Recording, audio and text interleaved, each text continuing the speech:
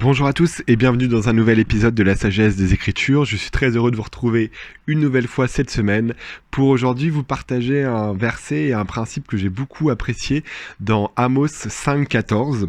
On peut lire « Recherchez le bien et non le mal, afin que vous viviez, et qu'ainsi l'Éternel, le Dieu des armées, soit avec vous. » Ce que j'aime bien dans ce verset, c'est l'invitation que Dieu il nous donne à travers Amos, c'est de rechercher le bien et non le mal dans notre vie. Alors, ça peut se faire d'une manière globale à choisir le bien, à faire le bien, à rechercher, à partager sa gentillesse, son amour, ses services avec les personnes qui sont autour de nous. Mais un point intéressant qu'une amie m'a montré, c'est qu'aussi rechercher le bien, ça peut être rechercher le bien dans les différentes choses qui nous arrivent. C'est-à-dire dans chaque chose qui nous arrive, il y a toujours un côté positif et un côté un peu plus négatif. Et l'invitation que Amos nous donne, c'est dans toutes ces choses-là, recherchons le côté positif. Et la promesse qu'il nous fait, c'est que si on recherche les côtés positifs dans toutes les choses qui nous arrivent, en fait, on vivra et on verra que Dieu est avec nous. Alors évidemment, c'est plus facile de trouver les côtés positifs quand les choses positives nous arrivent, mais c'est important de le faire aussi dans les choses négatives.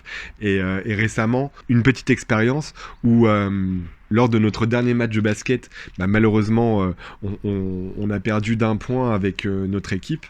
Et alors qu'en fait, tout le monde aurait pu se concentrer sur la défaite et sur les manquements personnels, les manquements de l'autre, en fait, ce qui a fait qu'on a connu la défaite, et en fait l'équipe a choisi plutôt de se concentrer sur les choses positives qui avaient été présentes pendant ce match. Donc en fait que chacun avait soutenu l'autre, personne n'avait critiqué, tout le monde avait continué à s'encourager et à la fin en fait toute l'équipe s'est soutenue et en fait pour moi c'est là où j'ai remarqué qu'en fait l'équipe était ressortie plus forte à travers cette défaite qu'à travers d'autres victoires, parce que quand on gagne, c'est facile de s'encourager, de se féliciter les uns les autres. Mais quand on est dans la défaite et que le moment est plus compliqué, c'est là où on voit vraiment si on est là les uns pour les autres. Et c'est ce que cette défaite nous a permis de voir, c'est que voilà, on avait vraiment une équipe soudée.